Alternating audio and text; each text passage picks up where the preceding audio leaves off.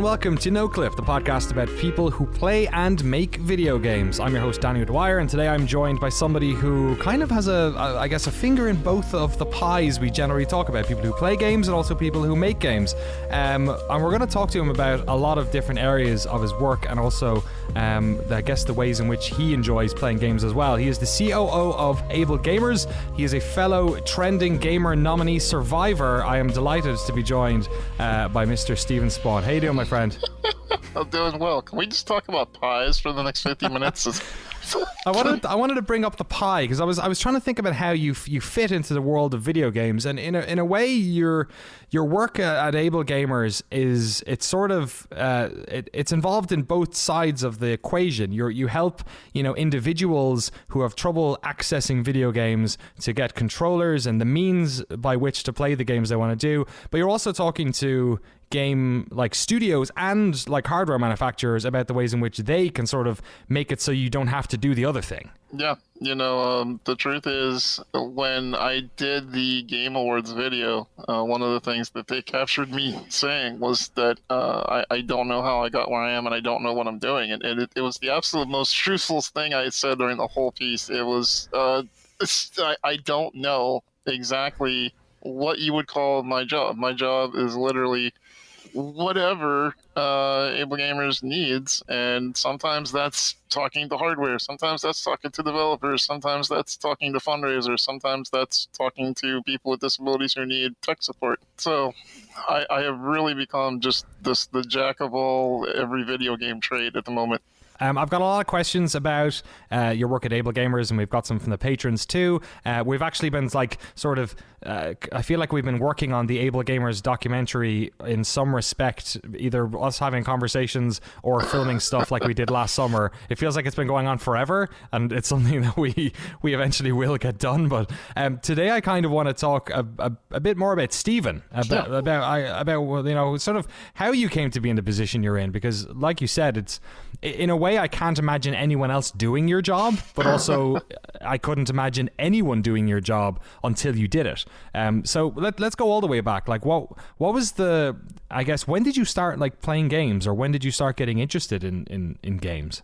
I became interested in video games actually thanks to a friend I had made in high school. We were in a VOTech class and we were doing AutoCAD designing, and oh cool. I for just a brief hot second I wanted to be an assistant engineer, and then I learned how much work it is and I said nah.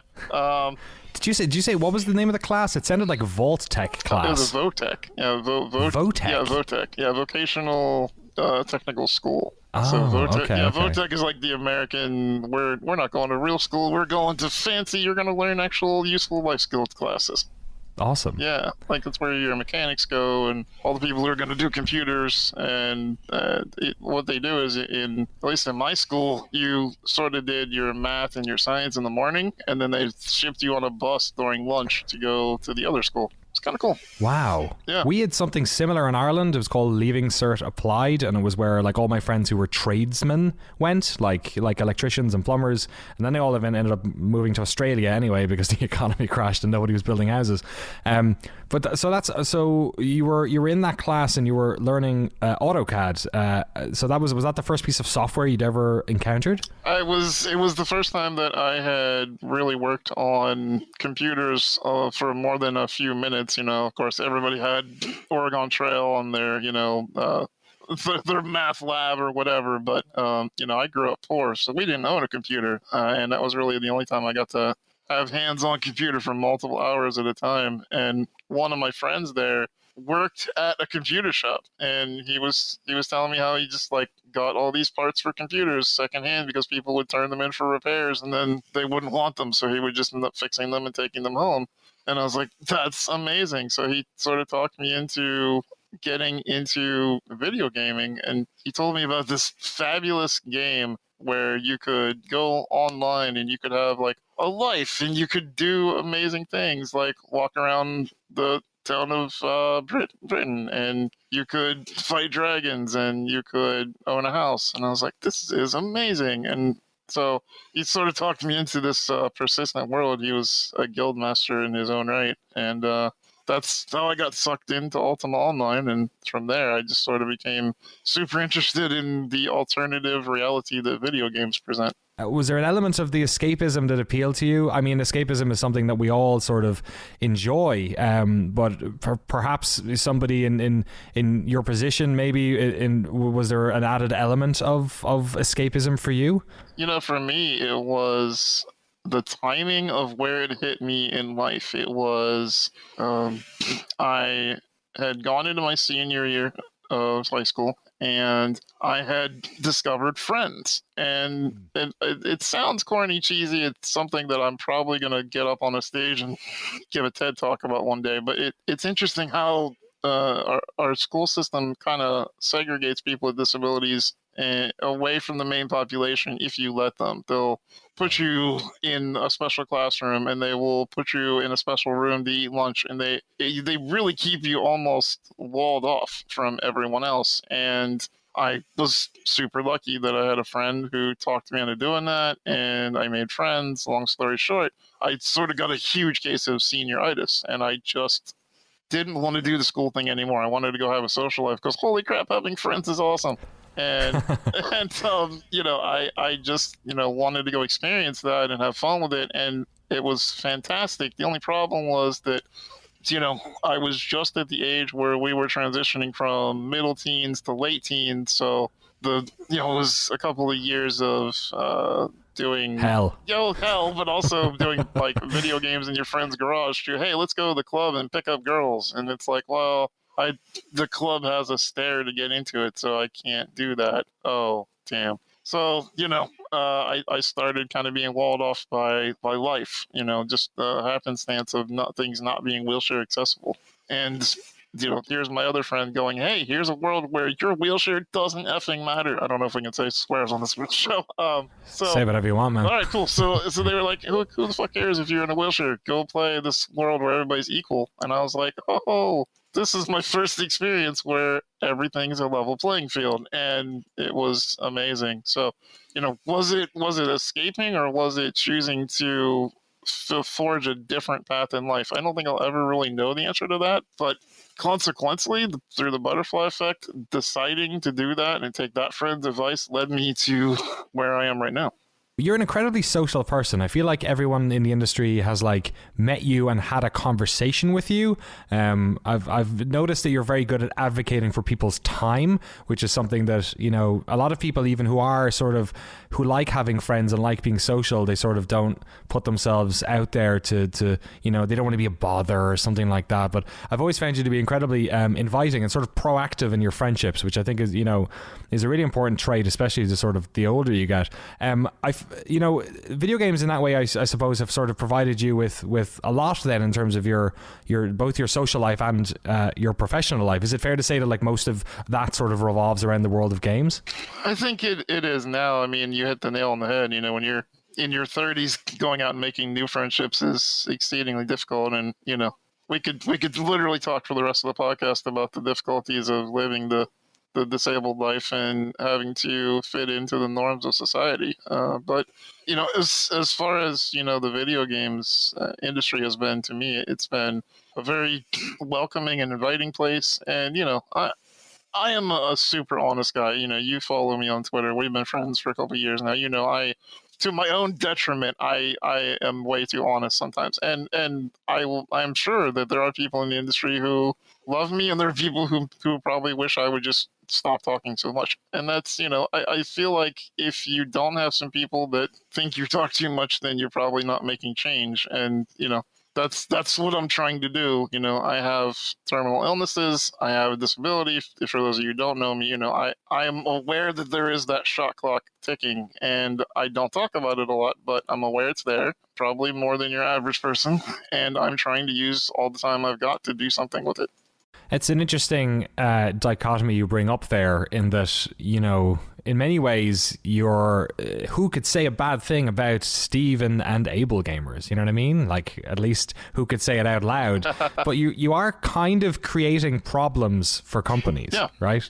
You are creating a problem that, they sort of, by the fact that you're even having the conversation with it, was a problem that they thought didn't exist. You're fashioning it for them. Is that the case? Like, is it different now talking to companies than it was, when you first started doing this work? The difference really is that I didn't make the problem. I shined a spotlight on a problem that was in the darkness. It was always there. And the more technology advances, the less accessible it becomes, just by the very definition of advancing technology. So we banded together, me and Mark Barley and Craig Kaufman and a bunch of amazing people from Ablegamers got together and decided that we were going to take this problem head on. And we changed a multi-billion-dollar industry. And it is, I tell you, the weirdest thing that I could ever say to another human being, because it is entirely factual. You could prove it. In fact, we're doing a documentary talking about it. So it's, it's something that's kind of shock and awe to even try to talk about it. But here we are, years later, where, developers went from laughing at us and walking away to now coming to talk to us. So, it's pretty amazing. I am very fortunate in my position that I'm able to walk all these different sides of the video game life. When you think about some of the, the ways in which you guys have changed the industry, the one that comes to mind right away, for me at least, because it's probably the most recent, is the work that you guys did with Microsoft on the is it adaptive controller? Is that what the name is? Adaptive controller. What other stuff sort of comes to mind for you over the years? I think some of the biggest were going and into harmonics and getting to talk to Alex. Sitting down in his office, and doing the whole Rock Band thing and talking about the various ways that you might want to play the game. The fastest way I can tell this anecdote is we were sitting in his office and we were talking about how, if someone was to play the video game, how many buttons would they have to use at minimum? Could you do this if you only had 3 fingers on one hand? Could you do it if you were one-handed? Yes, no, yes, no. So we sort of talked about that for a minute, and I just came up with a question to ask, why did you come up with 3 buttons as the minimum to be able to play? And his answer was, well, it's just the number that we thought was the smallest that people would ever want to do. And I said, well, what about somebody who only has the ability to push 1 button? He said, well, we never thought anybody would want to be able to play Rock Band with just 1 button. And I looked him in the face and I said, I would. And the color just drains out of his face. And he just nods his head and goes, okay, we'll have to work on that. And that was sort of a great beginning point for not only my friendship with Alex, but Ablegamers as a company. We have worked with Harmonix ever since, and they've been really great partners of the business, and I've made some good friends over there as well. And it's this amazing thing of how one of my friends put it best. My job title is to go out and be who I am very visibly and let people learn lessons from my experiences. And I've been able to sort of thread this needle of using personal experience and secondhand experience from the gamers I've met along the way to then translate that into the friendships that I've forged in the industry and then turn that into making changes for other people. So it's sort of this, this tightrope act of making sure to, be friends with everybody, because the only way that you really can get people to make change is if they want to. And if they don't want to, they're not going to change. When you think about changing those games, were there games when you were growing up that you were like, oh man, I'd really love to play that, but then you realized that there were barriers in your way to doing so? Yeah, I could tell you that I wanted to play Dance Dance Revolution, and that'd be a great soundbite and for somebody in a wheelchair. But I've always been a very realistic kind of guy. I'm a logic-based person. I have this weird sort of emotional Spock thing going on where I wear my heart on my sleeve, and I will fight for anybody if I believe in them. But there has to be logic in my brain as to why this is a thing. And I'm never going to be on Dancing with the Stars. I'm never going to be a ninja. It's just not, it's not in the cards for me. So, I'm okay with that. And, there was no particular game that I wanted to play that made me start advocating for people. It was simply having a disease that was advancing slowly, taking away abilities one by one, that made me go, oh shit, I guess I need some technology. And somewhere along the way, I discovered that it was a lot more fun to help other people than to help myself. What was it like then for you trying to gain access to that technology?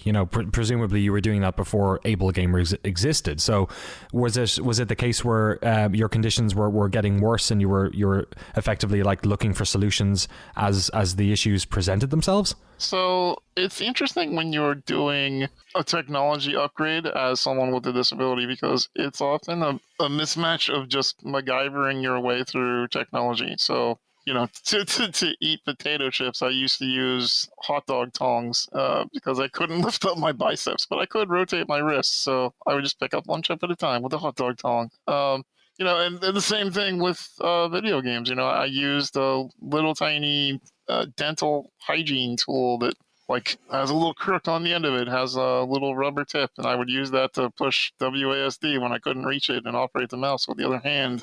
So I was already using technology. It was just this way of doing things. The low-tech way was beginning to start to fail. So I had to find a little bit more high-tech solution.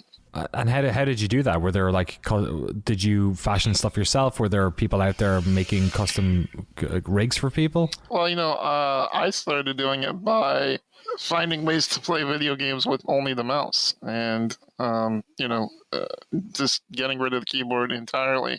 Fortunately, I had found a program called TrackIR, which generally allows you to look around in the cockpit of a Microsoft Flight Simulator. And when you're looking around, you're also telling the computer to push different directions. And I found you could just use this to push keyboard buttons. And it was a totally unintended thing that this program was offering. They were trying to use it to help people have a more, virtual experience, more immersion, and I ended up using it as a disability tool. And now I teach others how to do the same thing.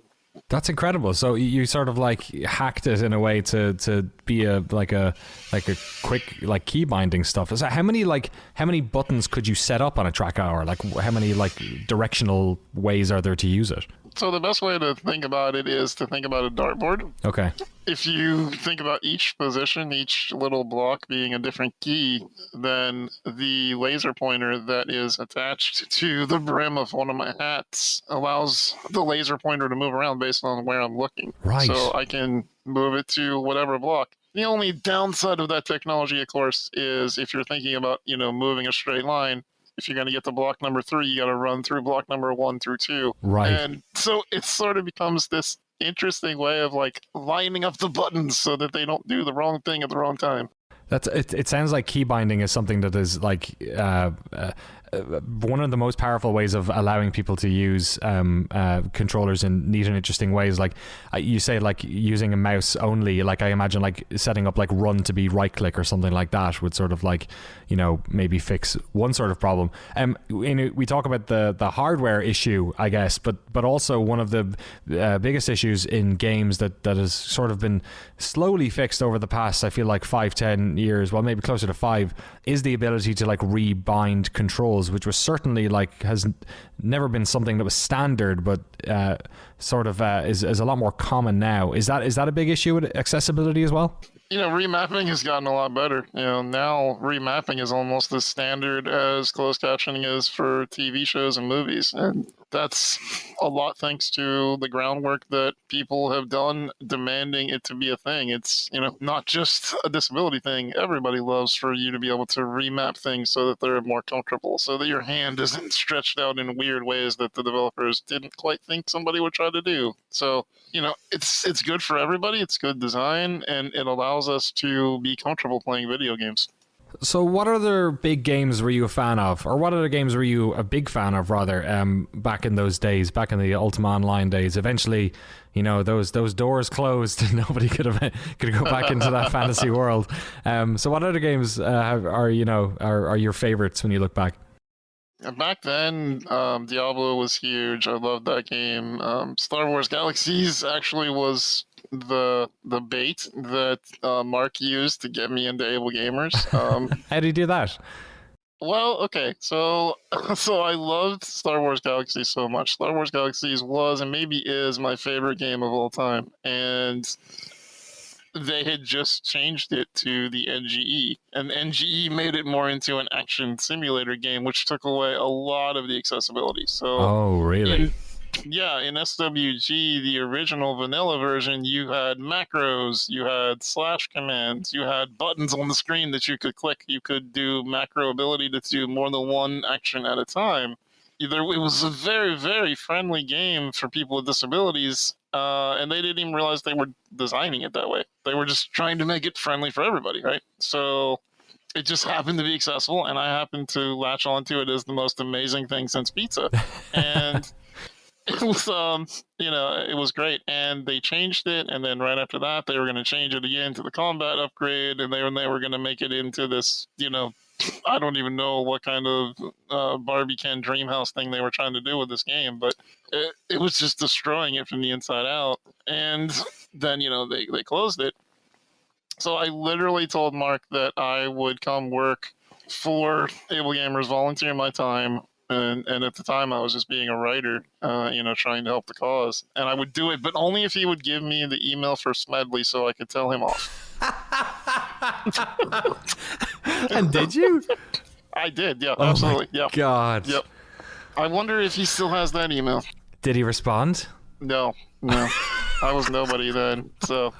Did not. Just an angry guy yelling at him, which he had a bunch of those already, so... How long is the email, do you reckon? Was it like one paragraph, or was it like 20 paragraphs? It was like 5 paragraphs with expletives and, doing something between rational explanation of why you should change it back to, I hope your eyebrows catch on fire. It was like, it was not my most refined moment, but I was just so passionate about it.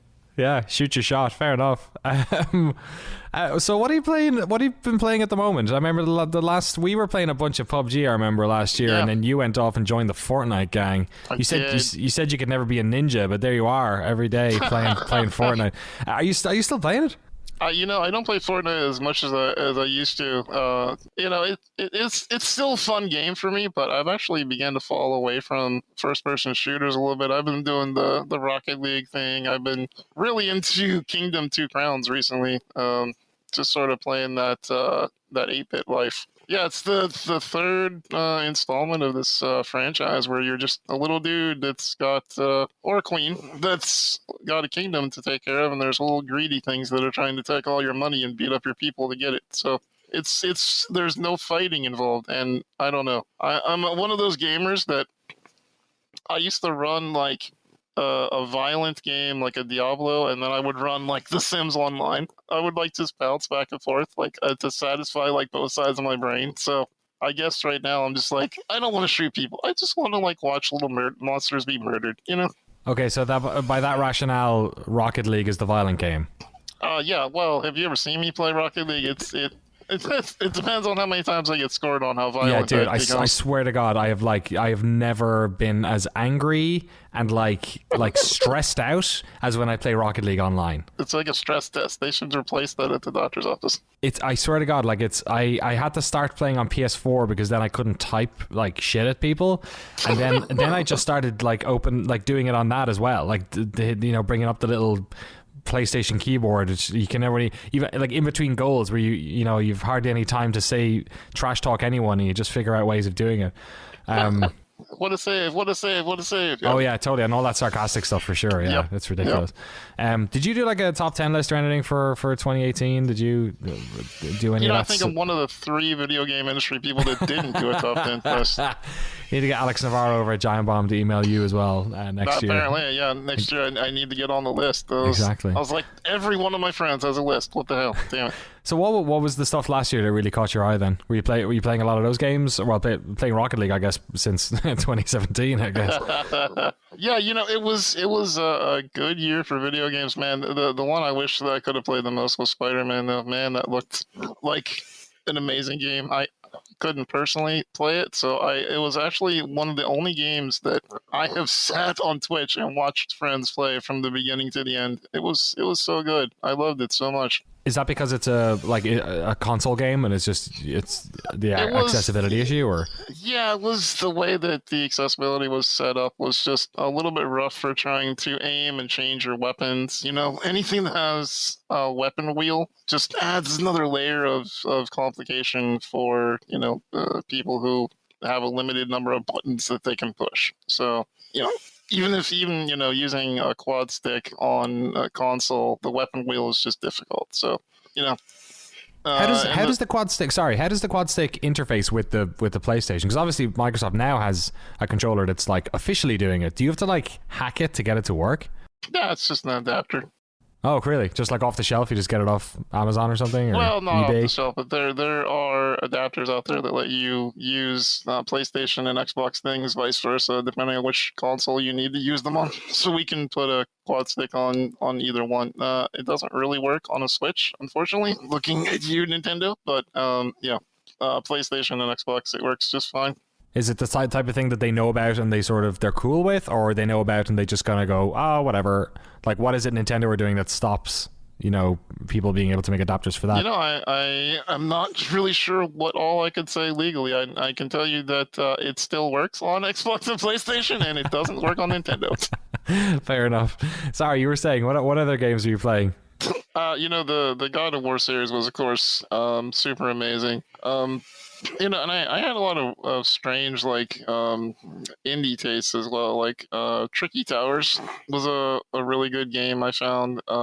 Just something sort of different. I loved Into the Breach. I think the only one I've lost a lot of time into is Odyssey. Odyssey is just so good. I can't stop playing it. My wife is playing it too. It's the most game I've ever seen. It is ridiculous. It is, I mean, you know, there were so many good games that came out last year, but Odyssey is maybe the first one in forever that I've been playing off stream. Like, there's usually, for me, there's only two kind of games I play. Either I play them for work or I play them for stream work. Like, I don't really play, you know, I'm sure just like you, I don't really play just to play very much. So when I do, a game's got to be great. And Odyssey was fantastic.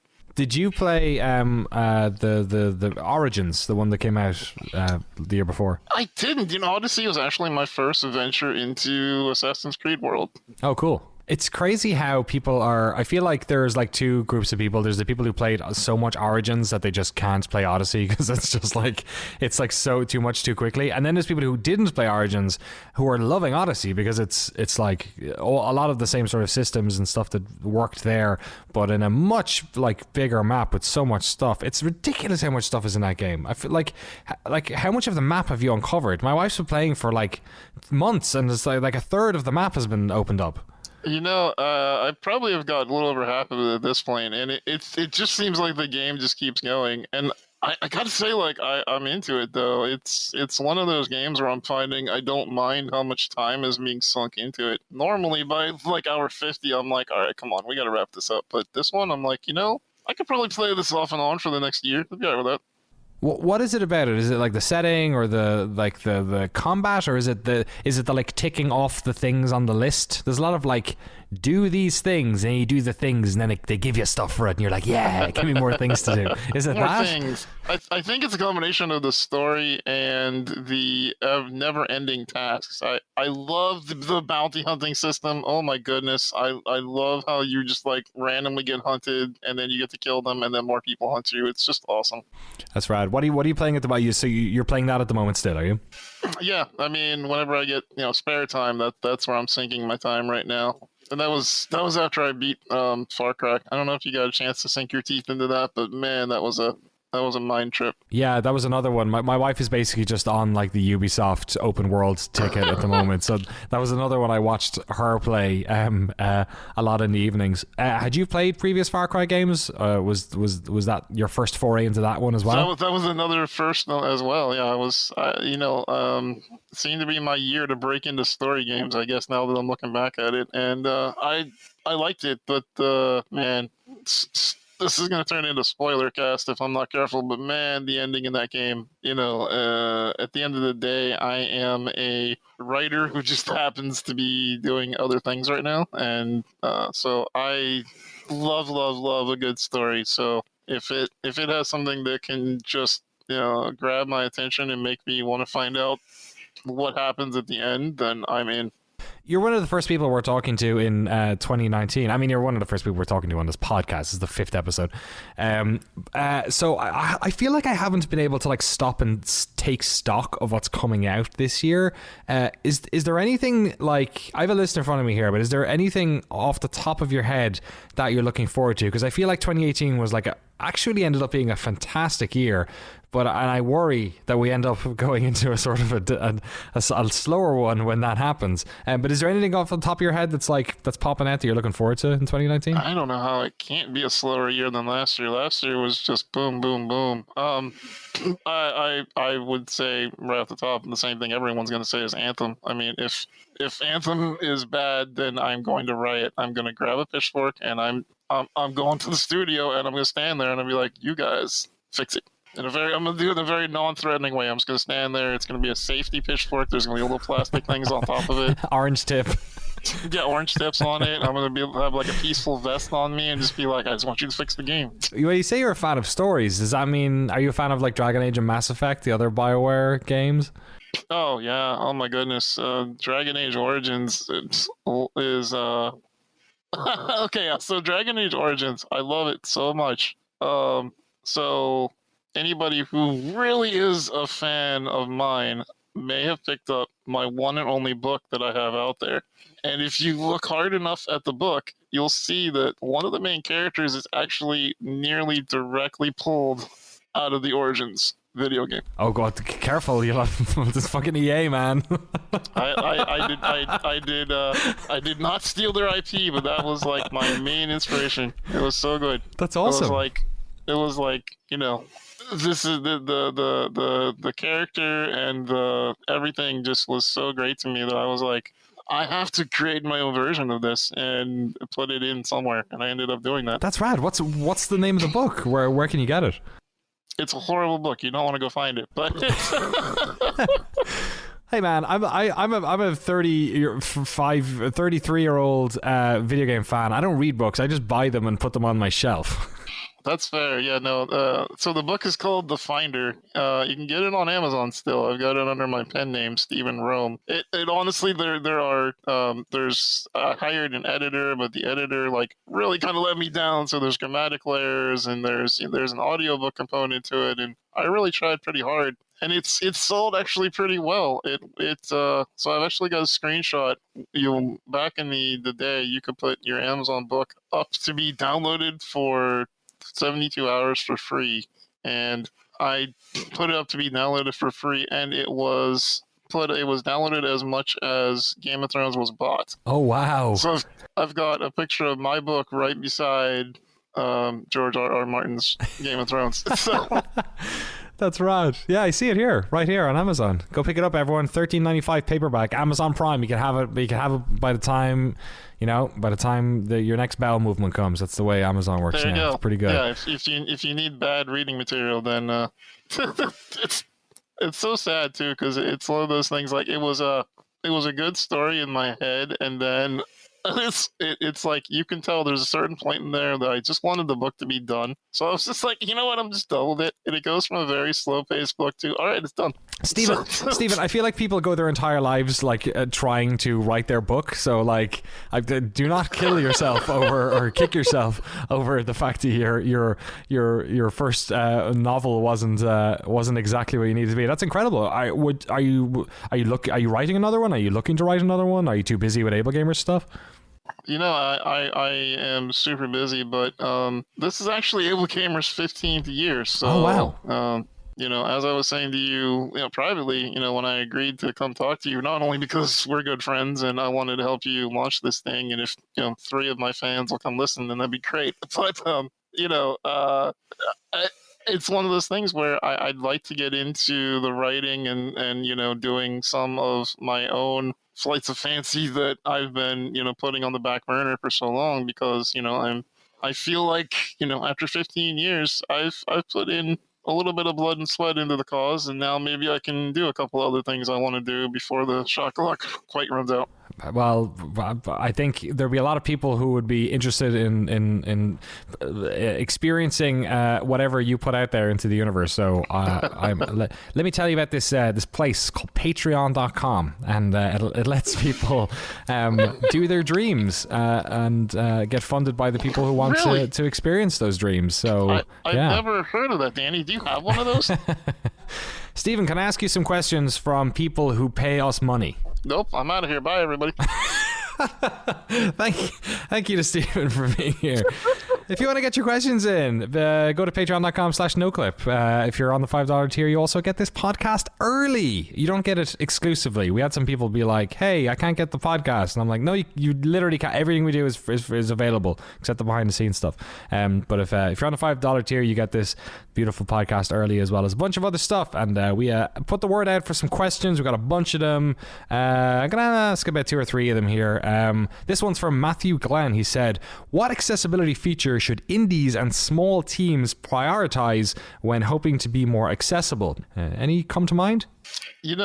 I think the thing about being an indie, and I've had so many great conversations with Rami about this.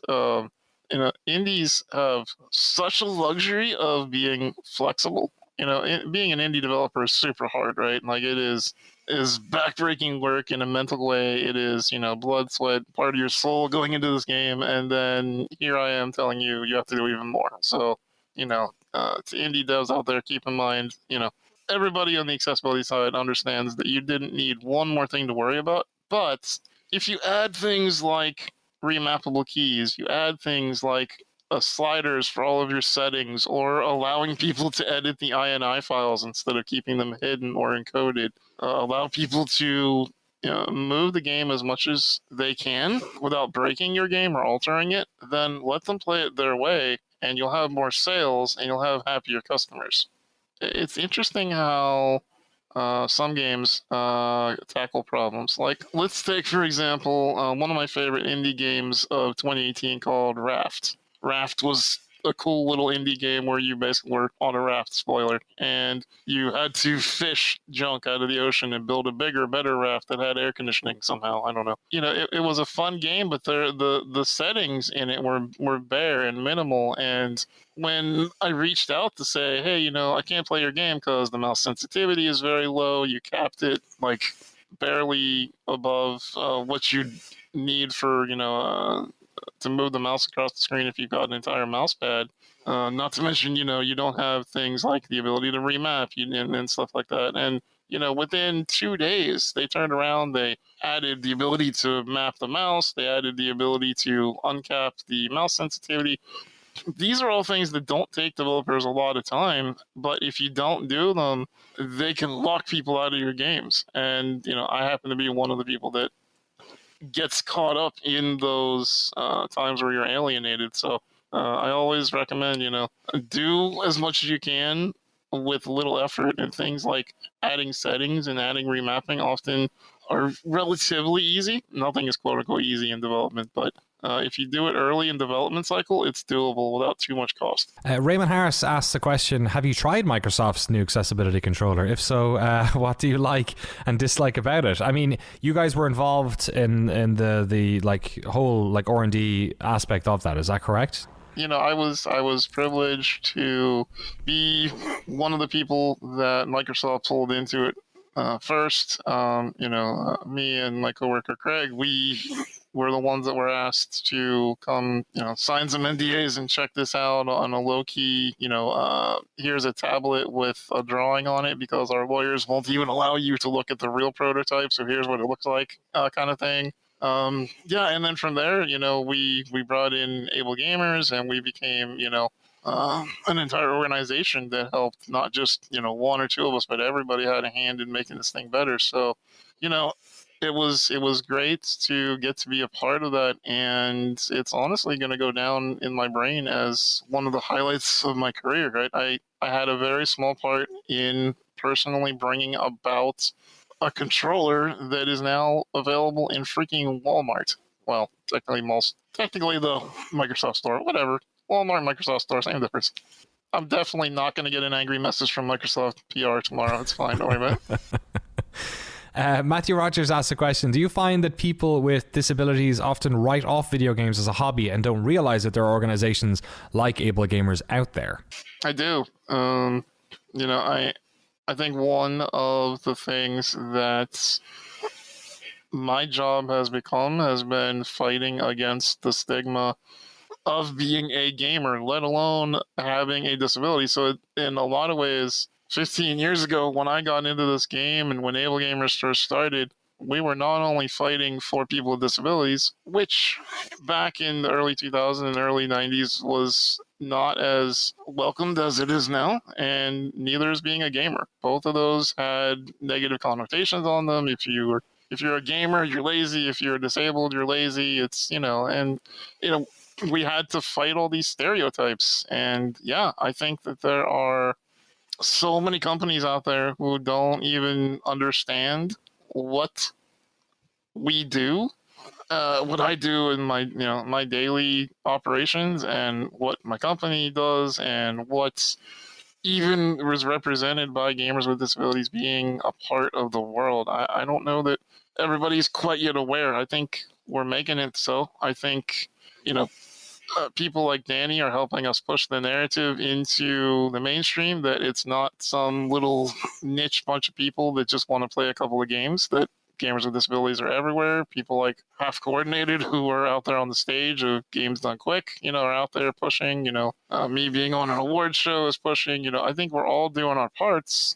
And I think everybody who's listening can do their part by saying to their friends, to their family, whenever the situation comes up, that people with disabilities want to enjoy every hobby, including gaming. And I think, it's going to be interesting watching companies get involved more and more as they figure this out. We go back and look at the commercials of the 90s, where the sort of the prevalent idea of the teenage boy, the white teenage boy, right?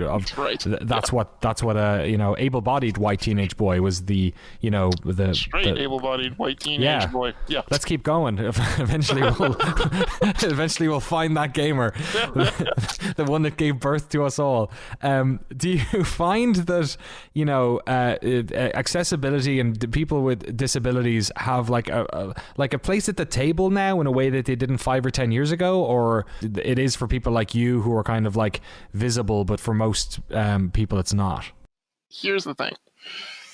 I think that accessibility has come a long way in a lot of ways, thanks to the work that has been done at Ablegamers and our allies and our people that care about our narrative, right? There's no question accessibility is better, full stop, period, end of sentence.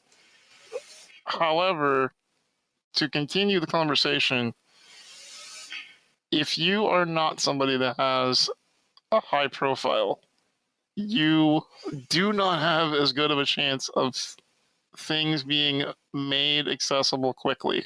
I am extremely privileged in that if somebody gets a hold of me and says, I can't play this game because of this feature being in the way, chances are I can get to a developer and say, hey, is there something you can do about this? Sometimes they can do it quickly, sometimes they can't. I've had developers literally, and I will not tell you who, go behind their boss's back and find code and tell me slash commands in engines to get around accessibility things because the publisher didn't want to, deal with the problem, and the developer cared enough that they were like, just tell them to do this and it'll be fine. Okay, cool. Wow. I am super privileged in that I can do that, but there's not a lot of people in my position that can do that. And I can't do that for every single person all the time. Everybody at Ablegamers has their people that they can turn to, and they can, make magic happen sometimes. But there's only so many of us and only so many hours in the day, so you can't do that for everybody. So what happens if you're a gamer who can't play a certain game, and it's because of a feature in a game, and there's nothing that can be done until that feature is changed? Well, you can tweet and you can email and you can send a feedback report, but you have to wait your turn, right? So Right. there's definitely a position of privilege there for people like you and me who are in the game industry because we have the right ears. Yeah? And we try to do that honorably, you know, and Danny and I try to use our powers for good.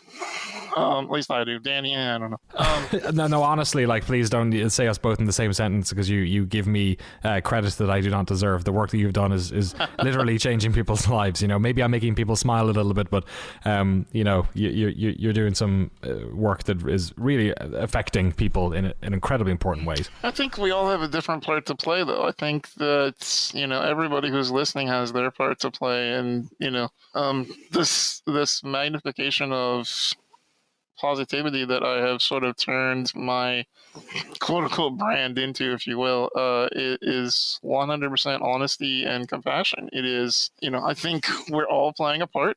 I think anybody who's listened to the 75 minutes of this that we've done so far, you know, is doing their part by, you know, absorbing this information that they may not have known about the struggles of people with disabilities. They may not have known that these are problems and issues, and now they can watch out for them. Now they can be an advocate, you know? So, but to get back to the original question, you know, you do everything that you can, and I think that we're in a position where we can make as much change for as many people as we possibly can. But I think that there are minority groups who are very vocal. The LGBT community, which, you know, of course I support, and Blacks in Gaming is one of my favorite GDC groups. You know, I support every minority I can because I know my own struggles. And while I may not know theirs, I know how difficult mine were, and I can imagine and empathize with their struggles, and I try to amplify where I can. The problem that I always find, and it breaks my heart, is that I'll see people that I respect so much in the industry tweeting about how we need to support races, genders, and sexualities, and then they'll leave out disability. And I don't understand why we're still not putting disability on the same level as these other minorities, because guaranteed every single one of those groups, there's also people with disabilities within that group. So, you know, I would like to see where we're all unifying a bit more to say that, you know, my LGBT friends who are disabled need support. You know, my Black friends, my Latino friends need support. You know, we are all in this together, and I think if we continue to amplify each other, we'll make this battle just a little bit easier. Is that why you make yourself so public? Like, you talked about your brand, right? Yep. Like, you're not, you know, you don't strike me. I'm not going to bullshit you. You don't strike me as somebody who suffers fools. Like, you've got an incredibly intelligent head on your shoulders, and you talk about this like feel good sort of like, you know, brand that's really, really important. Do you have to be like watchful of people who would like try to utilize that for their own optics? You know what I mean? Like, would try and manipulate or try and, you know, use the sort of feel good narrative to you know, to make their brand look good, and then ultimately not really invest in your mission in a way that is like substantive. Oh, absolutely. I mean, it is a hard and fast rule at my place of work that no one with a disability is to do work without being compensated in some way. It does not have to be financial, because sometimes the government frowns upon that kind of thing. So, you know, maybe someone who is on government assistance can't take a payment, because then that could endanger their insurance, and that we would feel horrible about. So instead, maybe they get a copy of the game. Maybe they get a free tablet, maybe, you know, on the webcam. Who knows? Doesn't matter. It's that, you know, you don't use people. You utilize their skills. You utilize their experiences, but you do not use them. And I think that's something you have to watch out for. And, you know, and again, just anybody who has followed me so far, or if you plan on following me, you know, Danny knows all too well that I am a lover, but I'm also a fighter. If I see an injustice, I will strap on a sword and I'll go to town. I have no problem picking up the battle axe and running into the fight. It's I am not somebody who thinks that the world is rose-colored and we can just all love each other because that's the right thing to do. I think sometimes there comes a time where all people must fight. And whenever the battle happens, I'll be hopefully standing right beside you swinging my Morning Star as well. Yeah, usually are. Steven Spohn, an absolute pleasure to talk to you as ever, my friend. Where can people follow your work? What are you up to? Where can they consume your delicious content? I want that advertisement on my phone. My most active place right now is Twitter. I find it's the best place to amplify positive messages to fight some of the darkness. You can find me at Steven Spohn, Steven Spohn.